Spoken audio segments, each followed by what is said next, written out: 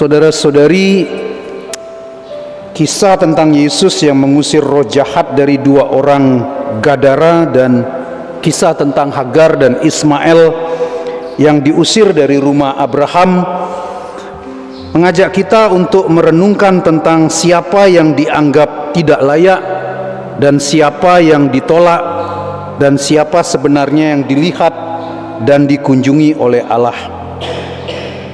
Pertama, kita cara tentang mereka yang diusir dilihat oleh Allah.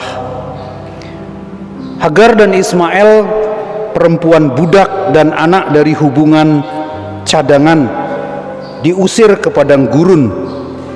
Mereka bukan orang penting, mereka terpinggirkan di mata Sarah dan Abraham.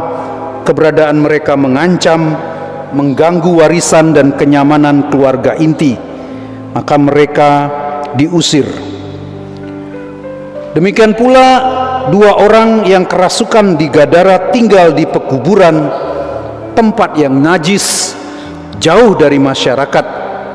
Mereka dikucilkan karena dianggap berbahaya dan tak bisa disembuhkan. Mereka juga diusir secara sosial dan spiritual. Namun justru kepada merekalah Allah datang. Di padang gurun Allah mendengar tangisan Ismail dan menampakkan diri kepada Hagar, membukakan mata rohaninya hingga ia melihat sumur kehidupan. Di tanah najis, orang-orang kafir, orang Gadara, Yesus datang dan menyapa dua jiwa yang terbuang dan membebaskan mereka dari kuasa iblis.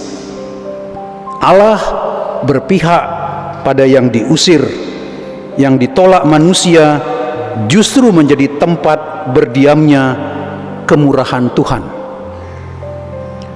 Kemudian yang kedua, ketika yang menolak lebih buta dari yang diusir. Abraham dan Sarah adalah pewaris janji Allah, justru memutuskan untuk mengusir Hagar dan Ismail.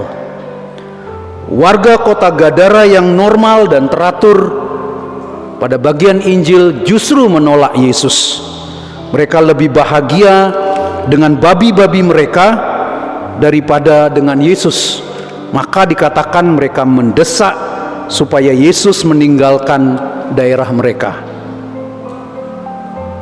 Hagar yang menangis di padang gurun melihat Allah. Orang yang kerasukan yang tinggal di pekuburan dibebaskan oleh Allah.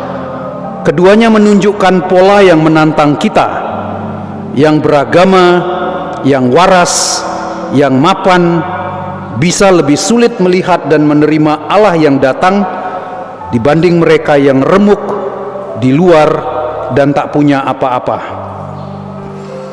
Hal ketiga, Allah melihat dengan mata yang lain. Yesus melihat dua orang kerasukan bukan sebagai ancaman, tapi sebagai anak-anak Allah yang tertawan. Ia datang bukan untuk menilai, menghakimi, tapi untuk menyelamatkan. Begitu pula Allah melihat Hagar bukan sebagai masalah, tetapi sebagai ibu dari sebuah bangsa yang besar. Dan Ismail yang menangis didengar Allah. Allah telah mendengar suara anak itu dari tempat ia terbaring di padang gurun. Apa urusanmu dengan kami, hai anak Allah? Bahkan roh jahat pun tahu siapa Yesus. Ketika Yudas di Taman Getsemani datang dengan para pasukan yang akan menangkap Yesus, dia menyapa Yesus sebagai guru, rabi, dan mencium Yesus. Bahkan Yudas sendiri menyebut Yesus hanya sebagai guru. Iblis menyebut Yesus sebagai anak Allah. Ada paradoks yang kuat. Setan mengenal Yesus, Ismail dikenal Allah, dan Hagar dilihat oleh Allah. Tapi orang-orang yang religius dan masyarakat yang mapan lebih sering gagal melihat siapa yang ada di tengah-tengah mereka. Pertanyaannya, saudara-saudara, apakah aku yang mengusir ataukah aku yang diusir? Pertanyaan ini perlu kita bawa dalam doa. Apakah aku seperti Sarah dan orang Gadara menjaga keamanan dan kenyamanan dengan mengusir apapun yang mengganggu stabilitas hidupku? Ataukah aku seperti Hagar dan orang yang kerasukan, berada di pinggiran, menangis dalam sunyi, menanti Allah yang menyapa? Saudara-saudari, kabar baik pada hari ini adalah Allah tidak takut pada pekuburan hidupmu atau padang gurun air matamu. Ia akan datang menemuimu, membebaskanmu, dan membuatmu melihat air kehidupan, yakni Yesus sendiri. Mari kita hening sejenak. Engkau datang ke pekuburan dan ke padang gurun, bukan ke istana dan ruang ibadah. Engkau mendengar suara anak yang terbaring tak berdaya. Engkau menyapa jiwa yang dirantai dosa dan kegelapan.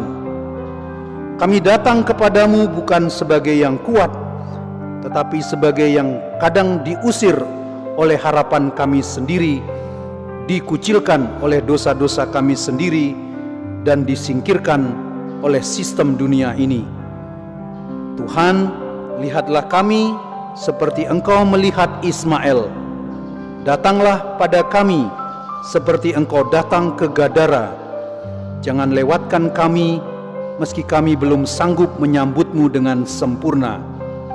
Karena di tempat pengasingan dan luka, disitulah kami merindukan wajah-Mu lebih dari segala-galanya. Engkaulah Tuhan dan pengantara kami, kini dan sepanjang masa.